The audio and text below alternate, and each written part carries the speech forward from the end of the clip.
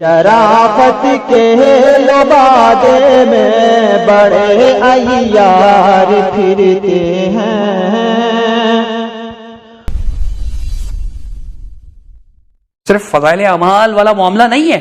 دوسری طرف دیکھ لیجئے، ایک مثال عرض کروں گا اور پھر انشاءاللہ بات ختم کروں گا. کئی مثالیں موجود ہیں، صرف ایک اور شخص کی مثال دوں گا، تھانوی صاحب کی.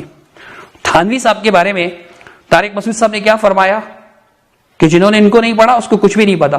اب یہ تھانوی صاحب ہیں، یہ اپنی کتاب کے اندر باقاعدہ ایسی باتیں نقل کرتے ہیں کہ صاحب قبر سے فریاد کی مثال ملتی ہے. تو تھانوی صاحب کی ایک کتاب ہے امداد المشتاق الی اشرف الاخلاق. اس کے اندر انہوں نے اپنے پیر اور بزرگ حاجی امداد اللہ مہاجر مکی صاحب ان کے ملفوظات نقل کیے. تو ایک قصہ روایت یا ملفوظ نمبر 290 کہتے ہیں میں راوی ملفوظات، یہ احمد حسن پنجابی صاحب سنبل کانپوری کی روایت ہے، بڑے عالم تھے ان کے. یہ کہتے ہیں تو کہتے ہیں کہ حضرت کی خدمت میں غذائے روح کا وہ سبق جو حضرت شاہ نور محمد صاحب کی شان میں ہے سنا رہا تھا. غذائے روح کلیات امدادیہ کے اندر ان کے ایک کتابچے یا رسالے کا نام ہے جس میں ایک نظم ہے. وہ نظم تو خود ایک مصیبت ہے، کسی دن سناؤں گا مفتی طارق مسعود صاحب کو، خاص طور پہ ان کی خدمت میں جن امور کو شرک قرار دیتے ہیں. آپ کے بزرگوں کی کتابوں میں وہ موجود ہے.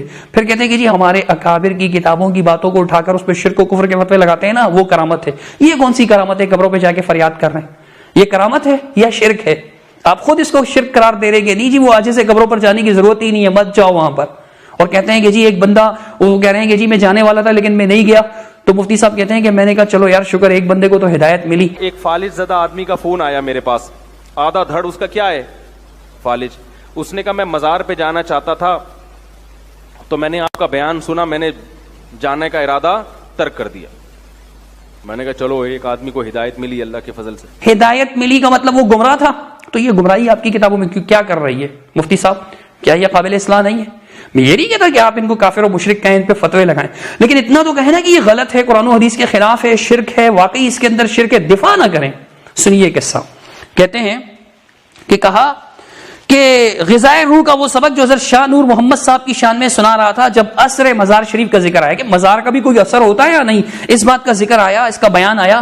تو فرمایا کس نے؟ امداد اللہ مہاجر مکی صاحب نے. کیا فرمایا کہ میرے حضرت کا ایک جولاہا مرید تھا. بھائی جولاہا کپڑے بننے والے کو کہا کرتے ہیں، اردو میں کپڑے بنتے ہیں جو کھٹی وغیرہ پہ کپڑے بناتے ہیں ان کو جولاہا کہتے تھے. بعد انتقال حضرت کے مزار شریف پر عرض کی، بعد انتقال حضرت کے مزار شریف پر نور محمد جنجانوی صاحب کے مزار پر گئے اور وہاں عرض کی. کیا عرض کی؟ حضرت میں بہت پریشان ہوں اور روٹیوں کا محتاج ہوں. یہ وہ عمل ہے جس کو گنگوئی صاحب نے شرک کا، تھانوی صاحب نے شرک کا، حسین وہاں بچرا والے جو پیر و مرشد تھے سرفراز خان صفدر صاحب کے انہوں نے شرک کا، سرفراز خان صفدر صاحب نے شرک کا، خود مفتی طارق مسعود صاحب نے شرک کا. قبر والے سے جا کے فریاد کرنا، وہ یہ فریاد ہے.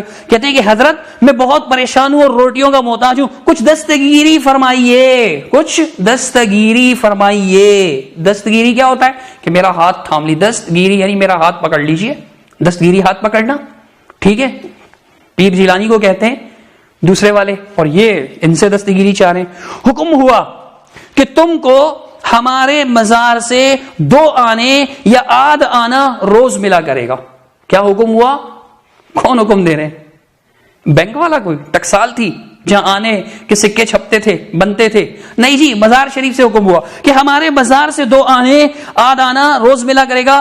ایک مرتبہ میں زیارت مزار کو گیا، وہ شخص بھی حاضر تھا. امداد اللہ مہاجر مکی تصدیق کر رہے ہیں کہ وہ شخص میں گیا تو وہ بھی حاضر تھا. اس نے کل کیفیت بیان کی، مجھے سارا قصہ سنایا. اس کے بعد کہا مجھے ہر روز وظیفہ مقررہ پائیں قبر سے ملا کرتا ہے، یعنی قبر کے پاؤں کی جانب سے ملا کرتا ہے. اب دیکھیے جناب، چلو کوئی اور رکھ کر جاتا ہوگا، لیکن یہ جو قبر والے سے مانگا یہ تو شرک ہے نا مفتی صاحب. اتنا تو آپ مانتے نا. اس کی آپ تعویل کر سکتے ہیں کہ جی وہ کوئی رکھ کے جاتا ہوگا یار، وہ خوش کرنے کے لیے اس کو.